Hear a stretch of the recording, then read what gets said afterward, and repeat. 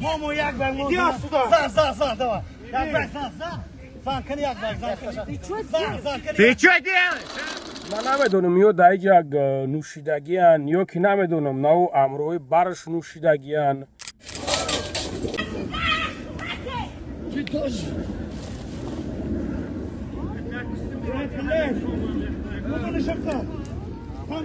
عزیز عین حال ما در مسجد الحرم قرار داریم و عین حال حاجیان ما عمره کرده ایستادند با تمام شرایط‌های خوب شما را مهیا می‌کند.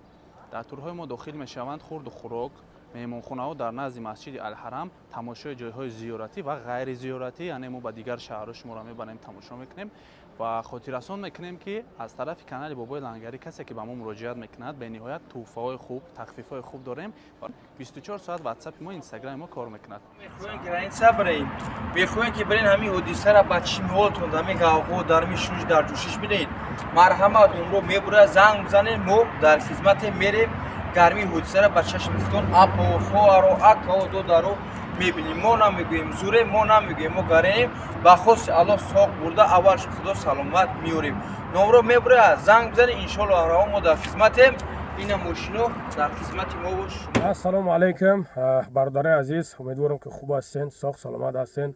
برادرای عزیز، نوری که ما پارت افتمش در تلگرام هم بدرین، در تلگرام هم میبینین. سبحان الله ای خودش چی گپای. ای برادرای عزیز که نوشیدش براو دیخش کنوخی یک جدا. ما سرای تر نگرفتم که تن ننوش. ما تر نگفتم که نشما برادرو نمیدونم اینو کی هستن در اینجا چیکو کرده استن جنگ جنجال شون شب و شب شون. سبحان الله اینا بچه یوشن، بچه یوش جوانای امروزای ما نه اینا تعلیم و تربیت تا این میجا را اومدگی های میزنه ریداریده میروه ریداریده میویه دیگه برای فرقش نیست جای جمعیتی های برای دیگه فرقش نیست کی جو ده های فرقش نیست. تلگرام دامه مونم بدونیم ببینیشون نگاه کنیم بعد دیگر کسو دیگر میلتو بعد کامیرا میکنن چی میگن کیانیو این اختم بسیم فکر کنین برای همقا پدر و مادرو هر وقت که گب میزنین فرزندو قطعی پروستاتا گب نزنین سخنی بگین که فرزند سختش برسه سخنی بگین که امی فرزنده در می جگرش بدرویه هر یک یور رفیقش پیش چشمش بیور پیش نظرش بیور نه پیش نظرش بیور که تو رفتی ما در مسکو کار کردی چیکو کردی چی کردی چی بهبودی کردی بگوش که نه یور رفیق تنیگه که نه جورا تنیگه که چی کرد خونه کرد ماشین کرد چیکو کرد چیکو نکرد صغیره بناموس میشوه صغیره بناموس میشوه بیوه‌بازی را کم میکنه عرقخوری را کم میکنه چیز تایپای زندگیش میشوه ما نمیگیم که کسی که عرق بخوره خیلی میکنه نه کنش نه پران آدمایی که میزنن چیز تایپای کیف خچونن نایپای زندگی خچونن نه اینکه در لوی هاوس یا که در لوی پارک یا که در یک جای دیگه برونه بزنن بعد ریداریدا و برونه ایست بیوین این حق هم ندارم یگون کسا که تا نخی چیزا این کارا نکن این حق هم ندارم پروسا حق در چی دارم که از پشت همه خیلی شخصیت ها ما به آبرو میشه ملت ما به آبرو میشه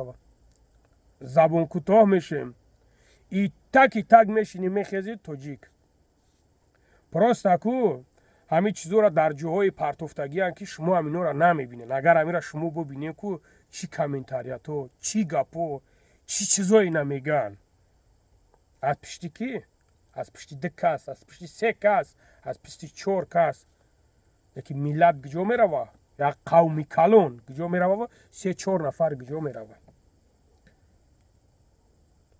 از خدا بترسین از خدا شرم کنین امروز روزی شیده که همه سنگ منزده استای ایشمو نبرود بو همی تا یک بورا برحمونه ای خیلی رفتار کیستین از خدا بترسین به خدا و الله قسم کو پنیاد نه برای بچه بناموس کو چیزو کو میکششون برای بیناموس فرقش نیست میوردو را میزنش رفته ایسته ما والله قسم برادرو خیال نکنه که برادرایی که ما منوشان ما کار ندارم کی منوشه کی نمنوشه. ما کار ندارم. ما کار در میخ شخصیت های دارم که وقتی که رفتی زدیش برای اجا عدیخش کن. برای اجا دا عدیخش کن که دیگه همی خود توبه کم خدا هیچ که نبیند. یا که دیده که ما میبینیم امروز هستن انسانایی که میزنن که یک کس نمیفهمشون که یا خوردگی نه که خوردگی نیستن. رفتی کیف تا کردی ایدن بی کیف خودت بشوخه. نه اینکه در لای کوچه ببروی و بعد شتا شپا کنی و جنگ دعوا را بگیری.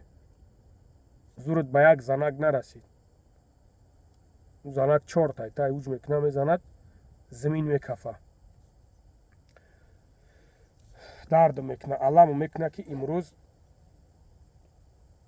ما به نصیحت موندیم. خدا قسم کو اون نصیحتگرای ما که امروز نیستن. سبحان الله امروز به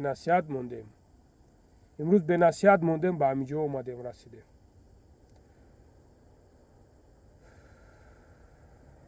برادر عزیز من نمیدونم یا در اینجا نوشیدگی هن یا که نمیدونم نو امروی برش نوشیدگی هن. من نمیدونم کدامش در اینجا نوشیدگی های مقصد زده استن ایش به ایش موجود دایوس یکم پروکاسیشون که است باشم با همون خاطر باشه. نمیدونم که در اینجا چی گپ گذاشتگی های نیکی میگون که برادر عزیز مقصد همین خیلی جاهای جمعیتی در احتیاط کنین. وقتی که نوشیدی برای یک جای دیگه در دمش بگی کیفش کن.